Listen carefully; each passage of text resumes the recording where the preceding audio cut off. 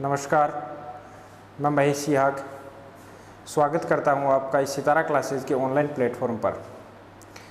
अपन अध्ययन कर रहे थे मौलिक अधिकारों का। पीछे एक कक्षा में मौलिक अधिकारों को अपने कंप्लीट किया।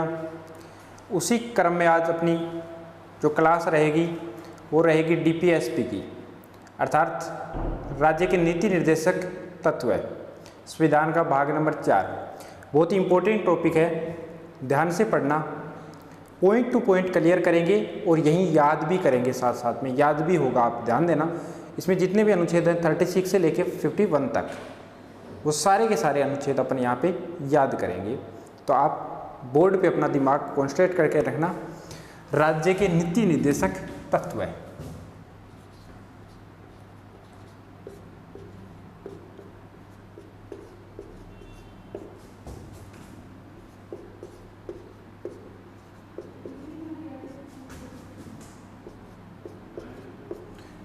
राज्य के नीति निर्देशक तत्व, इनको क्या बोलते हैं? डीपीएसपी। डीपीएसपी इनको बोलते हैं। डीपीएसपी अर्थात directive principle of state policy. Directive principle of state policy, DPSP अर्थात राज्य के नीति निर्देशक तत्व है। तो इतनी चीज ध्यान रखना कि राज्य के नीति निर्देशक तत्व को ही क्या बोलते हैं? डीपीएसपी बोलते हैं। तो ये संविधान के किस भाग में है? भाग नंबर 3 में अपन ने बात की मौलिक अधिकारों की। तो आज जो अपना राज्य के नीति निर्देशक तत्व है ये संविधान के भाग नंबर 4 में है। कौन से भाग में है? भाग नंबर 4 में है। और अनुच्छेद नंबर की बात करता है कि अनुच्छेद कहाँ से कहाँ तक है। जैसे मौलिक अधिकार थे अनुच्छेद 12 से लेके अनुच्छेद 35 तक, तो वैसे डीपीएसपी जो है वो है अपने अनुच्छेद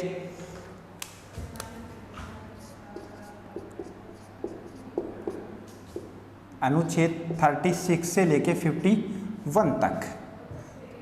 ये चीज़ें अपन को पढ़नी है। डीपीएसपी का उद्देश्य क्या है, संविधान के कौन से भाग में है, अनुच्छेद कहाँ से कहाँ तक है, और अपने जो संविधान में इनको किस देश से शामिल किया गया है, मिलाया गया है, वो सारी चीज़ें आज अपन इसमें कवर करेंगे।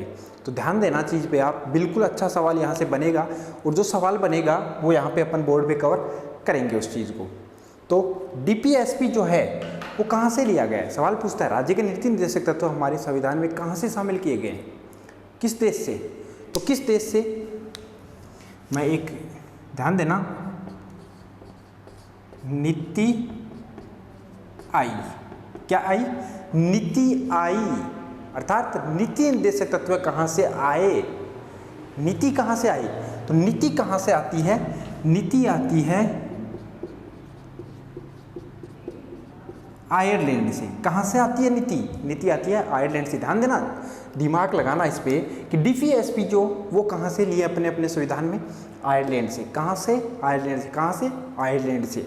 आगे इसमें बात करें अपन तो आयरलैंड का जो संविधान का अनुच्छेद था, कौन सा? 45 नंबर अनुच्छेद, उसमें डीपीएसपी की बात की गई है।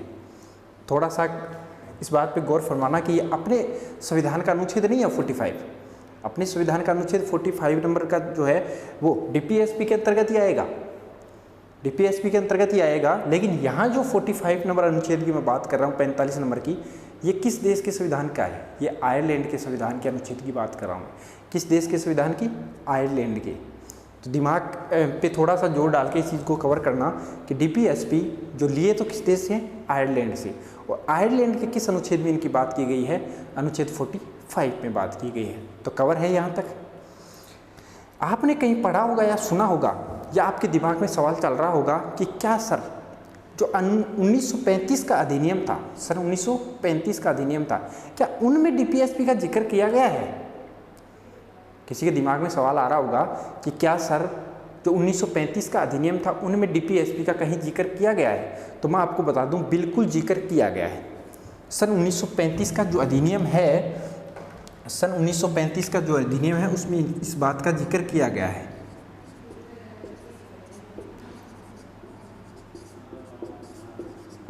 सन 1935 के अधिनियम में डीपीएसपी अर्थात राज्य के नीति निर्देशक तत्वों का जिक्र किया गया है। लेकिन डीपीएसपी जो है वो 1935 के अधिनियम से बिल्कुल नहीं लिए गए।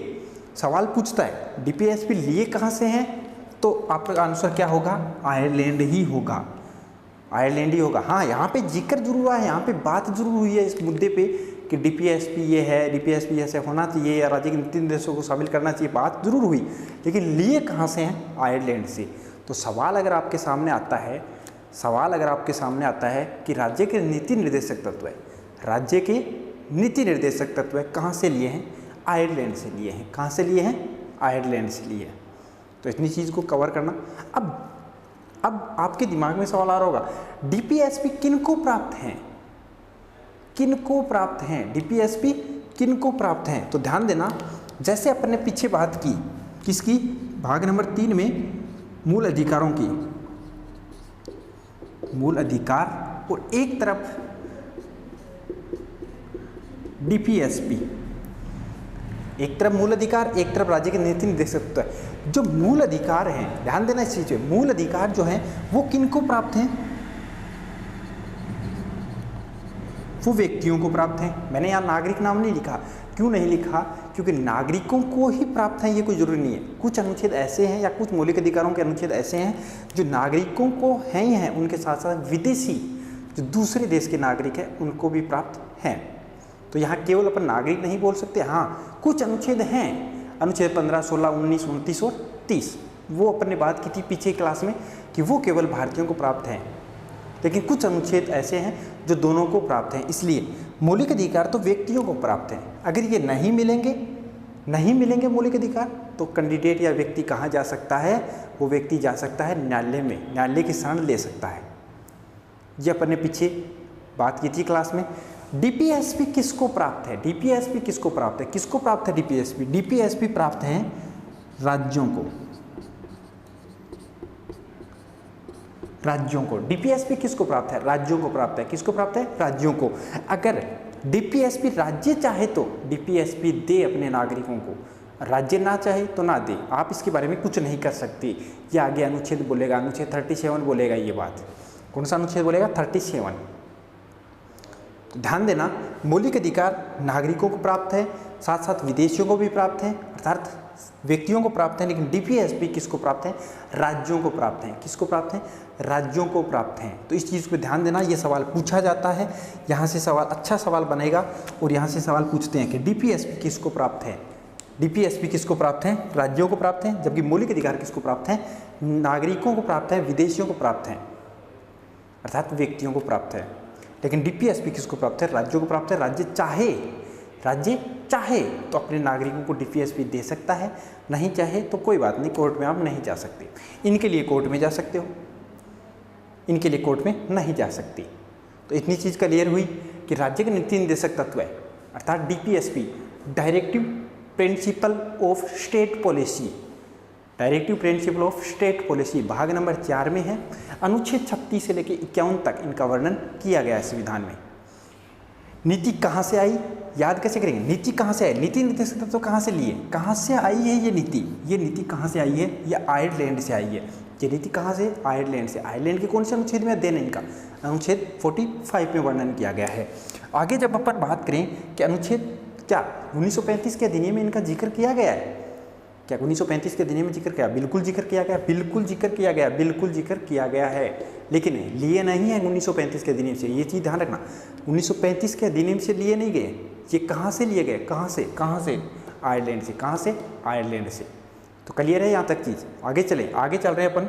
तो मौलिक अधिकार व्यक्तियों को प्राप्त हैं, मौलिक अधिकार व्यक्तियों को, लेकिन डीपीएसपी प्राप्त है किनको, राज्यों को। किनको प्राप्त है, राज्यों को प्राप्त है। तो सवाल अच्छा बनता है, यहाँ से अच्छा सवाल बनता है कि डीपीएसपी किनको प्राप्त है, राज्यों को प्राप्त है। तो इतनी चीज़ क्लियर होगी। उम्मीद करता हूँ ये चीज़ समझ में आई होगी आपको। स्क्रीनशॉट ले लेना, इस चीज़ को नोट कर लेना और बार बार इस चीज़ को पढ़ना। यहाँ से सवाल पक्का बनेगा, पक्का सवाल बनेगा। और आगे अपने इन अनुच्छेदों को जो है ना चुटकियों में याद करेंगे। आज तक आपके ये अनुच्छेद नहीं याद हुए, आज गारंटी लेते हैं अपन, इस क्लास के बाद आप इन अनुच्छेदों को याद करके जाओगे। 36 से लेकर 51 तक अनुच्छेद याद करके जाओगे आप, देखना। आगे चलते हैं। तो राज्य के नीति निर्देशक तत्व जो हैं वो किसको प्राप्त हैं? राज्यों को प्राप्त हैं। किसको प्राप्त हैं? राज्यों को। अब इनका उद्देश्य क्या है? क्या उद्देश्य है? राज्य के नीति निर्देशक तत्वों का उद्देश्य क्या है? तो उद्देश्य की जब अपन बात करें, इनका उद्देश्य कल्याणकारी राज्य की स्थापना करना। इनका क्या उद्देश्य है? कल्याणकारी राज्य की स्थापना करना। उद्देश्य क्या है इनका? इनका उद्देश्य है कल्याणकारी राज्य की स्थापना करना।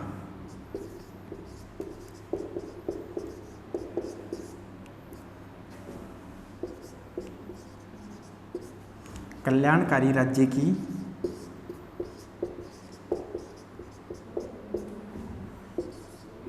स्थापना करना। पूछता है ये सवाल पूछा गया है एग्जाम में। पीछे एक एग्जाम में ये सवाल आया है कि डीपीएसपी का उद्देश्य क्या है? डीपीएसपी का उद्देश्य क्या है? डीपीएसपी का उद्देश्य है कल्याणकारी राज्य की स्थापना करना। क्या है? कल्याणकारी राज्य की स्थापना करना। कल्याण का मतलब आपको पता है क्या होता है? भलाई होता है, सच्चाई होता है, अच्छाई होता है।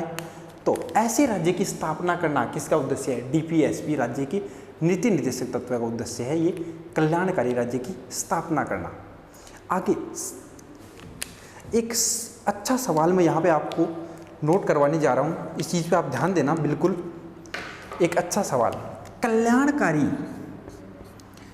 जो कल्याणकारी नाम है, कल्याणकारी जो यहाँ नाम है ना, इस कल्याणकारी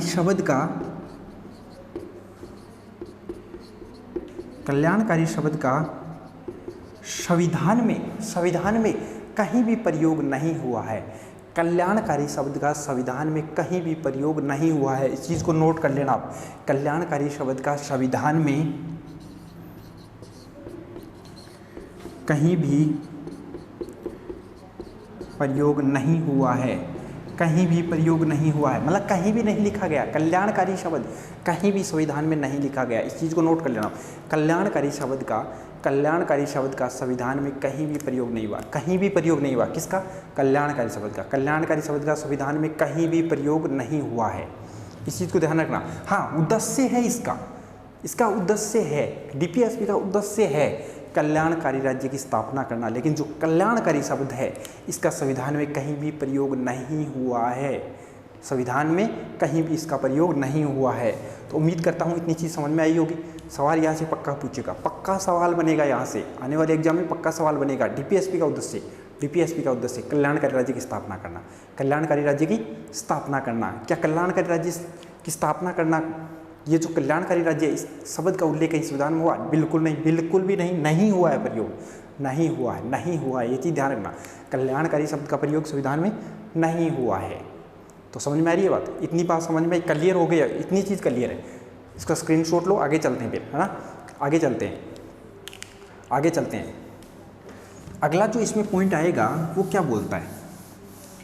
डीपीएसपी में अगला पॉइंट क्या बोलेगा? तो समझ में आ रही है चीज़ें। संविधान में इनको क्यों शामिल किया गया? डीपीएसपी ठीक है, कोई बात नहीं, डीपीएसपी, लेकिन इनको संविधान में, हमारे संविधान में क्यों शामिल किया गया? संविधान में शामिल करने का उद्देश्य क्या था? संविधान में इन्हें शामिल करने का उद्देश्य क्या था? तो संविधान में इन्हें शामिल करने का उद्देश्य क्या था? कि सामाजिक और आर्थिक प्रजातंत्र की स्थापना करना। सवाल पूछता है डीपीएसपी को संविधान में शामिल करने का उद्देश्य क्या था, या डीपीएसपी को संविधान में क्यों शामिल किया गया? तो डीपीएसपी को संविधान में शामिल करने का उद्देश्य क्या था? सामाजिक और आर्थिक प्रजातंत्र की स्थापना करना। क्या था? सामाजिक और आर्थिक प्रजातंत्र की स्थापना करना। तो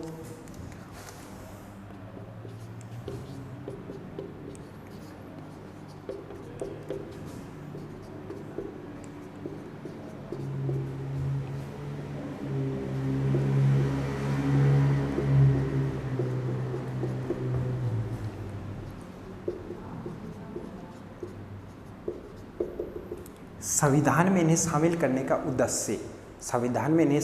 का उद्देश्य, क्या उद्देश्य था? संविधान में इन्हें शामिल करने का उद्देश्य क्या था? ध्यान देना। सामाजिक और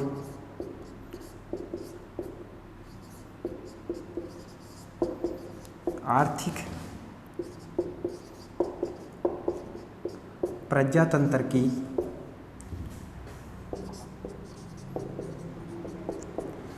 स्थापना करना। डीपीएसपी को, सवाल अच्छा सवाल यहाँ से बनता है। डीपीएसपी को संविधान में शामिल किया गया किस उद्देश्य से? सामाजिक और आर्थिक प्रजातंत्र की स्थापना करने के उद्देश्य से डीपीएसपी को संविधान में शामिल किया गया। सामाजिक, आर्थिक और राजनीतिक न्याय की बात तो कहाँ होती है? सामाजिक, आर्थिक और राजनीतिक न्याय की बात तो कहाँ होती है? प्रस्तावना में, भाग नंबर 2 जो नागरिकता का था वो भाग नंबर 2, और प्रस्तावना का जो है उसमें बात करता है किसकी? प्रस्तावना जो है, प्रस्तावना में बात करता है किसकी? कि सामाजिक, आर्थिक और राजनीतिक न्याय। लेकिन ये भाग नंबर 4 है, इसमें डीपीएसपी की जो संविधान में शामिल करने का जो उद्देश्य था वो था सामाजिक और आर्थिक प्रजातंत्र की स्थापना करना। तो ध्यान रखना, प्रस्तावना में बात करेगा किसकी? सामाजिक, आर्थिक, राजनीतिक न्याय, 3 प्रकार के न्याय की बात करेगा। लेकिन यहाँ पे सामाजिक, आर्थिक प्रजातंत्र की स्थापना करने का उद्देश्य या इस उद्देश्य से डीपीएसपी को संविधान में शामिल किया गया। तो पूछता है किस उद्देश्य से संविधान में डीपीएसपी को शामिल किया गया? तो किस उद्देश्य से शामिल किया गया? सामाजिक, आर्थिक प्रजातंत्र की स्थापना करने के उद्देश्य से डीपीएसपी को संविधान में शामिल किया गया। तो उम्मीद करता हूँ इतनी चीज़ क्लियर हो गई, समझ में आई। किसी को कोई समस्या, प्रॉब्लम, अगर कोई चीज़ में कंफ्यूज हो रहे हो, समस्या है, तो कमेंट करके कमेंट में बता देना कि ये समस्या है सर, ये चीज़ समझ में नहीं आई। तो नेक्स्ट क्लास में अपन उस समस्या को दूर बिल्कुल करेंगे। यहाँ से सवाल बनेंगे और जो सवाल यहाँ से बनेंगे वो हूबहू डीपीएसपी से जो सवाल आएंगे, डीपीएसपी में से वो सवाल आपको यहाँ से बिल्कुल मिलेंगे। अब आगे अपन बात करें डीपीएसपी के अनुच्छेदों की, राज्य के नीति निर्देशक तत्वों के अनुच्छेदों की।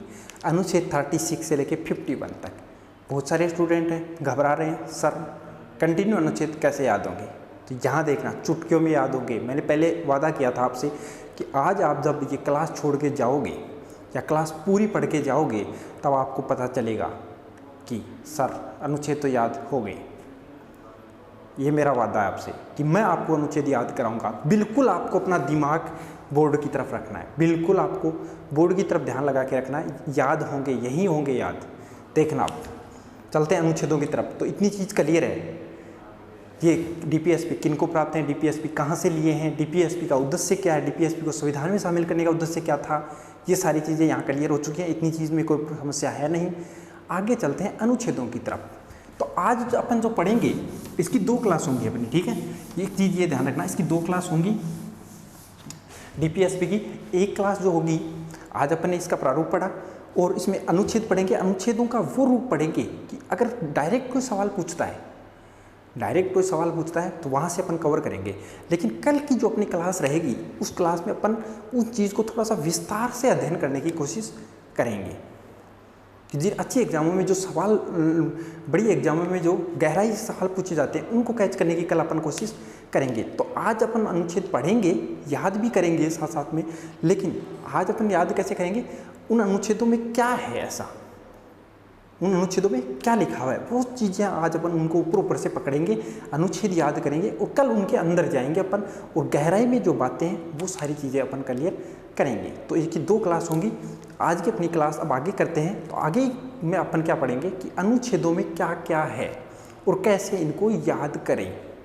ध्यान देना, बिल्कुल ध्यान देना, यही याद होंगे। मैंने वादा जैसे किया है आपसे वैसे यही याद करेंगे अपन। ये डीपीएसपी जो है वो भाग नंबर 4 में है। अनुच्छेद 36 से लेके 51 तक है। बात करते हैं अनुच्छेदों की तरफ, चलते हैं। अनुच्छेदों, एक अनुच्छेद, एक भी नहीं छोड़ेंगे और सारे के सारे याद होंगे। ऐसा क्या तरीका है, देखना भी बोर्ड पे क्या तरीका है, बोर्ड पे देखना क्या तरीका है। ऐसा तरीका है, एक भी नहीं छोड़ेंगे और सभी याद भी होंगे। कैसे होंगे देखना, अभी देखना आप तो बस देखते जाओ, याद होंगे, ऑटोमेटिक याद होंगे। अनुच्छेद सबसे पहले 36 आएगा। 36, 37, 8, 9, 14, 41, 42 और 43, 36, 37, 38, 39, 14, 41, 42, 43। इधर लिख रहा हूँ मैं 30, आगे 43, 44 है ना, 44, 45, 6, 7, 8, 9, 10, 51। देखना याद होंगे, कैसे नहीं होंगे, होंगे, देखना याद होंगे, बिल्कुल याद होंगे। आप तो बस थोड़ा सा दिमाग लगा के रखना।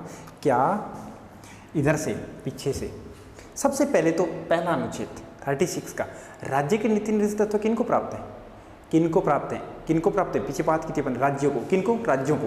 अर्थात 36 जो बोलेगा वो क्या बोलेगा, राज्य की परिभाषा, अर्थात राज्य क्या होता है। 36 क्या बोलेगा, राज्य क्या होता है, राज्य की परिभाषा। राज्य क्या होता है, राज्य वो होता है जिसमें जनसंख्या होती है, लोग रहते हैं, खुद की सरकार हो, संसद हो। राज्य वही तो होता है जिसका खुद का भूभाग हो। तो जो अपन ने अनुच्छेद 12 में भी अध्ययन किया है ना, तो राज्य क्या होता है ये 36 बोलता है।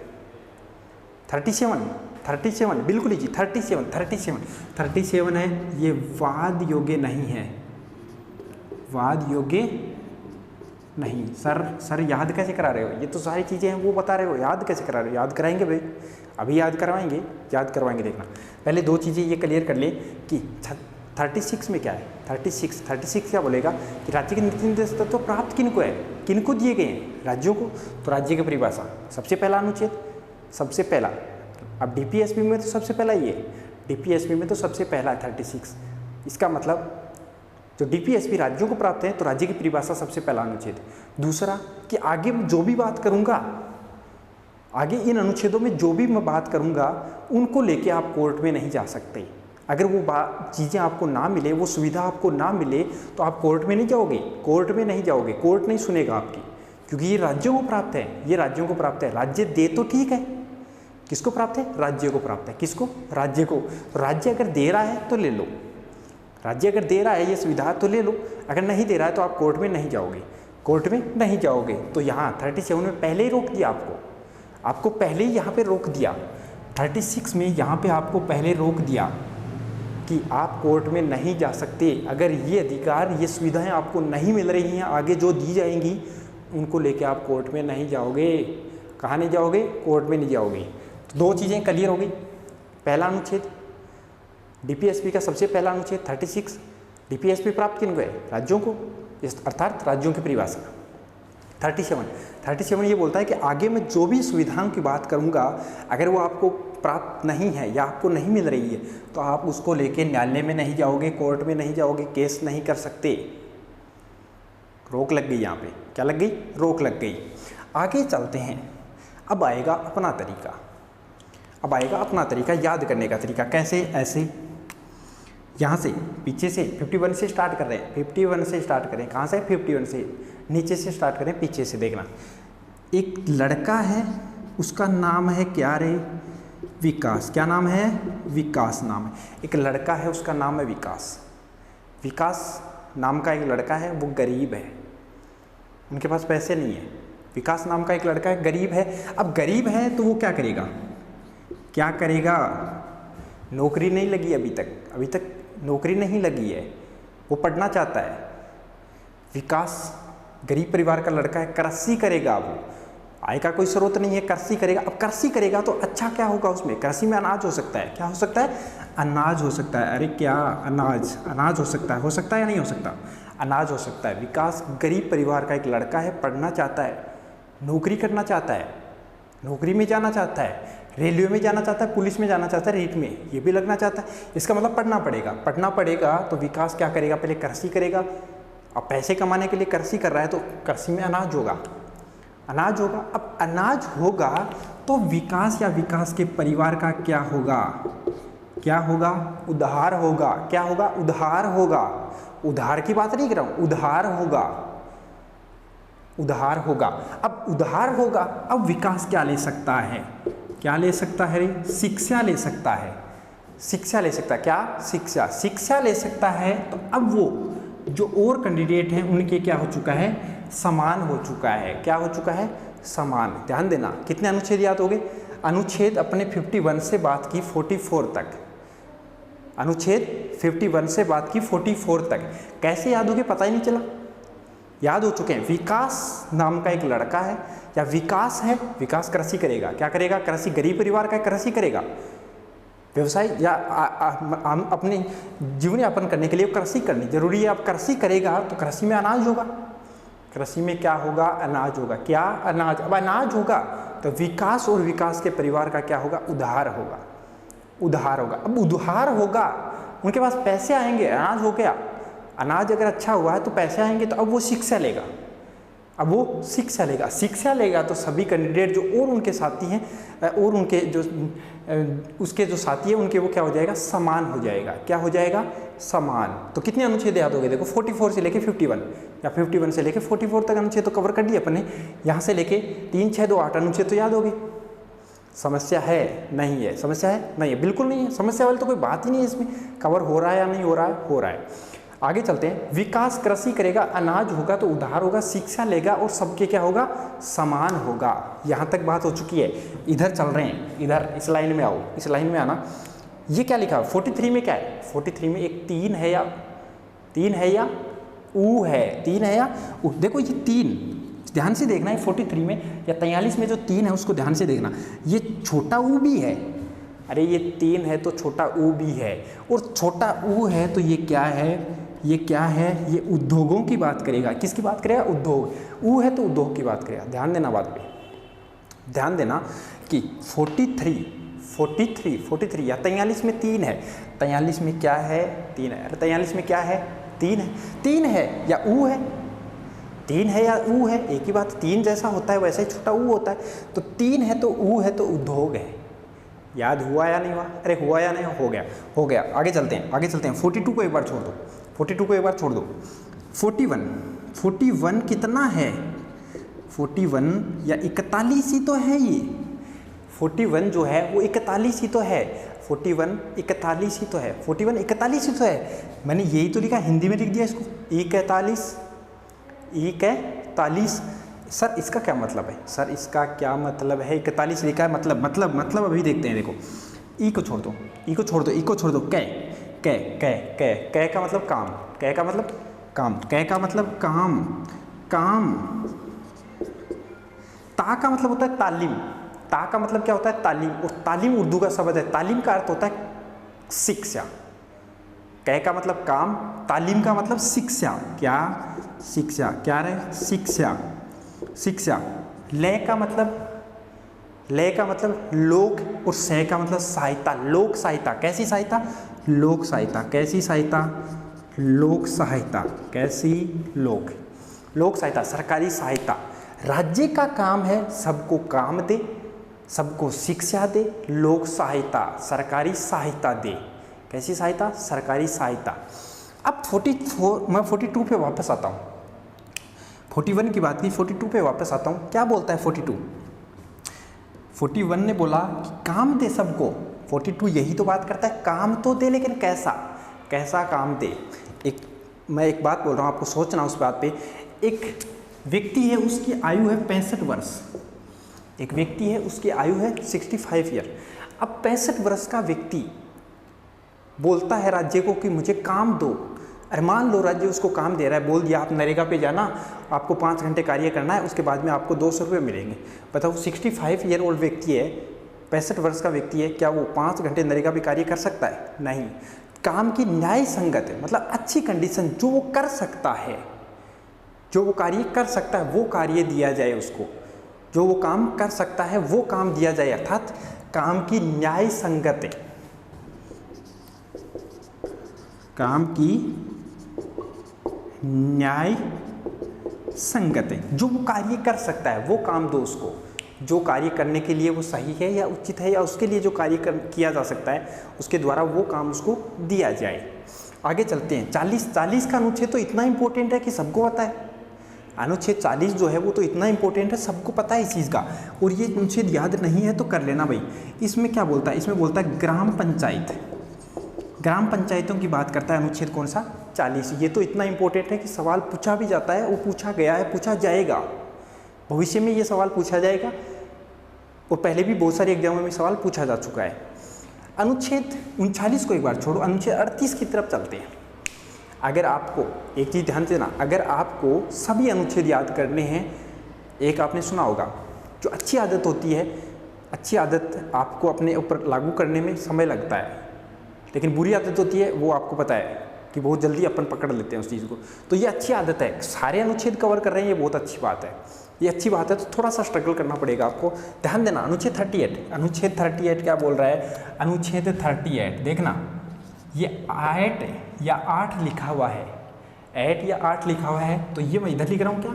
एक कै लिखा है, एक क्या लिखा है? कै लिखा है, अर्थात ये जो 8 है ये कहीं ना कहीं इस कै में भी 8 है। देखना यहाँ पे ये 8 7 नज़र आ रहा है, मुझे तो नज़र आ रहा है, मुझे तो ये 8 सा नज़र आ रहा है कै में। इसका मतलब है ये 38 क्या बोलता है? कल्याण की बात करता है, लोक कल्याण। ये सवाल पूछा जा चुका है। 38 लोक कल्याण की बात करता है, कौन सा अनुच्छेद? अनुच्छेद 38 लोक कल्याण की बात करेगा, कौन सा अनुच्छेद? अनुच्छेद 38। अब बच गया एक अनुच्छेद 39, सारे अनुच्छेद कवर हो गए, एक अनुच्छेद बचा है, अनुच्छेद 39। ये क्या बोलता है? ये कितना कुछ खास नहीं बोलता है, ये बोलता है कि समान काम के लिए समान वेतन, समान काम के लिए समान वेतन, अर्थात महिला और पुरुष एक ही समय के लिए एक जैसा काम कर रहे हैं, तो उन्हें जो वेतन दिया जाता है वो भी क्या मिलना चाहिए? समान मिलना चाहिए, एक जैसा मिलना चाहिए। किसी जगह मान लो एक महिला कार्य कर रही है, एक पुरुष कार्य कर रहा है, सेम समय के लिए सेम कार्य कर रहे हैं वो, तो उनको जो वेतन दिया जाएगा वो समान मिलना चाहिए। ध्यान देना दोबारा, 36 37 याद हो गई, क्यों? 36 सबसे पहला अनुच्छेद था और वो राज्य को डीपीएसपी प्राप्त है, तो ये राज्यों की बात करेगा, राज्य की परिभाषा। 37 बात करेगा कि आगे जो भी मैं इनमें जो भी बातें आपको बताऊंगा, अगर वो नहीं मिल रही हैं तो आप कोर्ट में नहीं जाओगे, अर्थात वाद योग्य नहीं है। जैसा मौलिक अधिकार आपको नहीं मिलते तो आप कोर्ट में जाते, अनुच्छेद 32 और अनुच्छेद 226 के तहत, लेकिन इसमें आप कोर्ट में नहीं जा सकते, पहले ही मना कर दिया यहाँ पे। अर्थात आगे जो बात करेगा उसको लेके आपको मिले तो ठीक है, राज्य दे रहा तो ठीक है, और राज्य अगर नहीं दे रहा है तो भी आप कोर्ट में नहीं जा सकते। आगे देखना, 38 राज्य लोक कल्याणकारी राज्य की स्थापना करेगा या लोक कल्याण की बात करेगा।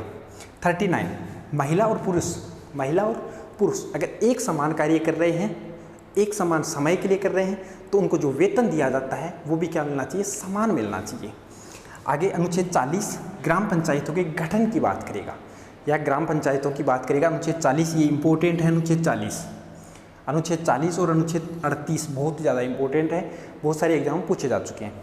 अनुच्छेद 41 नाम लिखना हिंदी में, याद कैसे किया?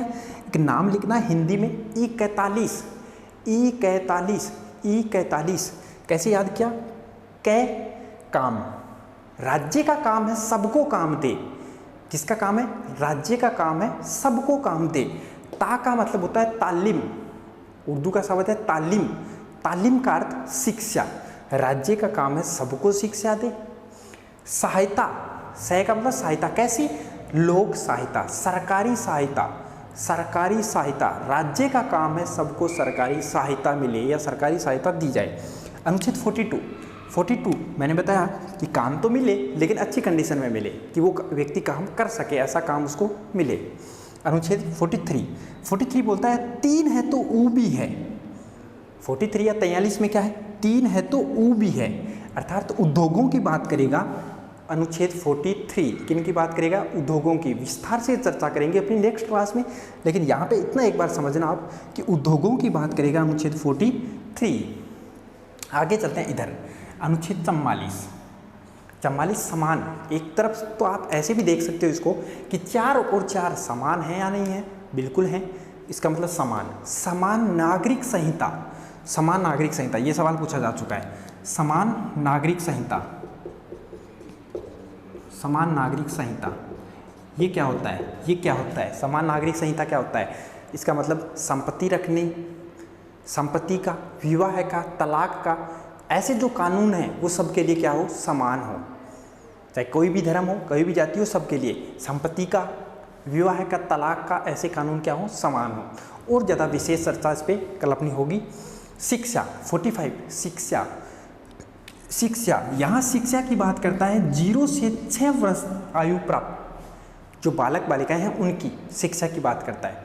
0 से 6 वर्ष तक के बच्चे हैं उनकी बात करता है। अब आपको पता है 0 से 6 में तो 6 माह का बच्चा है वो भी आएगा, 1 वर्ष का बच्चा है वो भी आएगा, 2 वर्ष का बच्चा वो भी। तो सर वो कैसे पढ़ सकते हैं, 6 माह का बच्चा 2 वर्ष का, वो पढ़ेंगे नहीं, लेकिन वो प्राथमिक शिक्षा बोलते हैं, जैसे आंगनवाड़ी वगैरह, आंगनवाड़ी वगैरह बच्चा उठना सीखेगा, बैठना सीखेगा, चलना सीखेगा। मतलब वो जब नेक्स्ट टाइम वो जब स्कूल में जाएगा ना, प्राथमिक स्कूल में जाएगा, तो वहाँ पे वो इतनी चीज़ प्रिपेयर या तैयार करके जाएगा कि बैठना कैसे उसको क्लास में, वो सारी चीज़ें यहाँ बात करता है शिक्षा के अधिकार में। अनुच्छेद 45, वहाँ अपन ने जो बात की थी अनुच्छेद 21 कै, आपको याद होगा अनुच्छेद 21 कै, वहाँ पे 6 से 14 वर्ष तक के बालक बालिकाओं की बात की, लेकिन यहाँ 0 से 6, 0 से 6, इस चीज़ को ध्यान रखना। और चर्चा करेंगे अपन इसमें उधार, उधार, उधार, उधार का मतलब क्या है, अनुच्छेद 46 की, ये उधार क्या है, ये बोलता है SC ST तो है ही है, सुना है यहाँ पे SC ST तो है ही है, अन्य सभी दुर्लभ वर्ग, अन्य सभी दुर्लभ वर्ग, राज्य में अन्य सभी दुर्लभ वर्ग। 46 बोलता है कि SC ST अनुसूचित जाति और जनजाति के अलावा अन्य सभी दुर्लभ वर्ग, अगर वो मतलब कमजोर वर्ग हैं, उनका उधार मतलब उनको अच्छा जीवन यापन करने का प्रयास करवाएगा कौन, राज्य। ये राज्य का कर्तव्य है। अब करवा रहा है तो ठीक है, अगर नहीं करवा रहा है तो भी अपन कोर्ट में नहीं जा सकते। अनुच्छेद 37 ये बात पहले ही बोल चुका है। 47 अनाज, यहाँ अनाज का मतलब आप जो सोच रहे हो वो अनाज नहीं, यहाँ मतलब पौष्टिक भोजन, पोषाहार। यहाँ क्या है, पोषाहार, पोषाहार की बात कर रहा है कि राज्य सबको पौष्टिक भोजन उपलब्ध करवाए, सबको पौष्टिक भोजन मिले, ये राज्य का काम है। अच्छे स्तर का जीवन व्यापन कर सके सभी नागरिक, ये राज्य का कर्तव्य है। 47 यहाँ अनाज का मतलब पौष्टिक भोजन से है, अनाज से भोजन होता है, ये चीज़ आप समझते हो। तो अनाज का मतलब पौष्टिक भोजन से है, किससे, पौष्टिक भोजन से है। कृषि, कृषि वैज्ञानिक तरीके से कृषि हो, उन्नत किस्म का बीज प्रयोग किया जाए। अब कृषि है, यहीं पशुपालन आएगा। आपको पता है इस चीज़ का, जहाँ कृषि होती है वहीं पशु होते हैं, तो कृषि है, यहीं क्या आएंगे, पशु। और इसी में ही 48 कै है, वो क्या बोलता है, वो सारी चीज़ें भी अपने नेक्स्ट क्लास में रहेंगी, विस्तार से चर्चा करेंगे। यहाँ पर अनुच्छेदों को याद कर रहे हैं, अनुच्छेदों को याद कर रहे हैं, वहाँ पे अपन विस्तार से एक एक अनुच्छेद को डिटेल से पढ़ेंगे। यहाँ पे 48 क्लियर हो गया। कृषि की बात करेगा, वैज्ञानिक तरीके से कृषि हो, उन्नत किस्म का बीज प्रयोग किया जाए, ये राज्य का कर्तव्य है। और पशुपालन, ये अच्छी नस्ल का पशु, ये सारे राज्य की व्यवस्था है। अब राज्य कर रहा है कुछ समाधान तो ठीक है, नहीं तो अपन कोर्ट में नहीं जा सकती, ये चर्चा अपनी पहले हो गई। यहाँ सह का मतलब क्या है सर, इस सह का मतलब है स्मारक। राज्य राष्ट्रीय स्मारकों की संरक्षण करेगा, राज्य राष्ट्रीय स्मारकों का संरक्षण देखभाल करेगा, ये राज्य का काम है। राष्ट्रीय स्मारक 49 50 कार्य 50 कर रहा है यहाँ पे 50 ध्यान देना इस पर। कार्यपालिका व न्यायपालिका, कार्यपालिका और न्यायपालिका को अपना अपना काम दिया गया है, वो अपना अपना कार्य किए, या कार्यपालिका को न्यायपालिका से अलग कर दिया, पृथककरण, कार्यपालिका को न्यायपालिका से पृथक। 51 इंपॉर्टेंट है ये, विदेश नीति, विदेश नीति या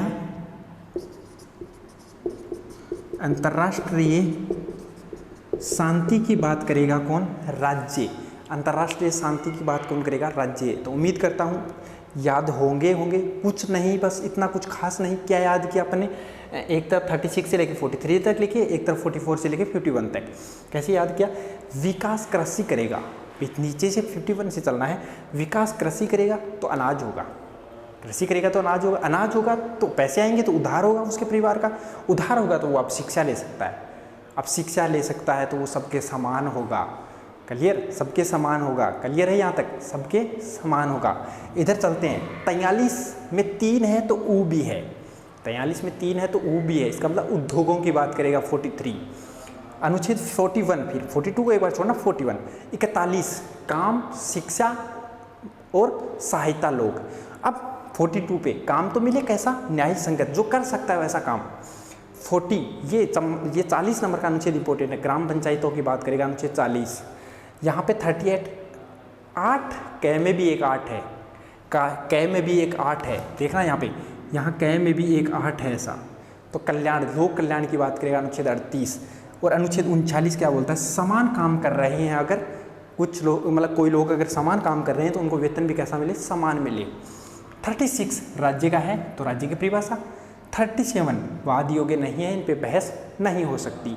तो उम्मीद करता हूँ सारी चीज़ें समझ में आ गई होगी। अगर नहीं नोट किया है तो स्क्रीनशॉट ले सकते हो आप, इस चीज़ का स्क्रीनशॉट लो और इनको नोट करना, बार बार इन चीज़ को पढ़ना। 1-2 बार जब आप लिखोगे ना खुद, अगर 1-2 बार खुद लिखोगे, इन पे थोड़ा काम करोगे तो ये चीज़ें सारी कवर हो जाएंगी, सारी कवर हो जाएंगी। एक एक अनुच्छेद को याद करवाऊँगा, एक भी अनुच्छेद ऐसा नहीं रहेगा कि आप भूल पा रहे हो बार बार या उसको भूल गए, नहीं, बिल्कुल भी नहीं, सारे अनुच्छेद यहाँ कवर होंगे। तो उम्मीद करता हूँ समझ में आएगा। समझ में आया तो लाइक ठोक दो, लाइक करो, शेयर करो, ठीक है। थैंक यू, धन्यवाद। मिलते हैं नेक्स्ट क्लास में, इनकी विस्तार से चर्चा करेंगे अपन। धन्यवाद।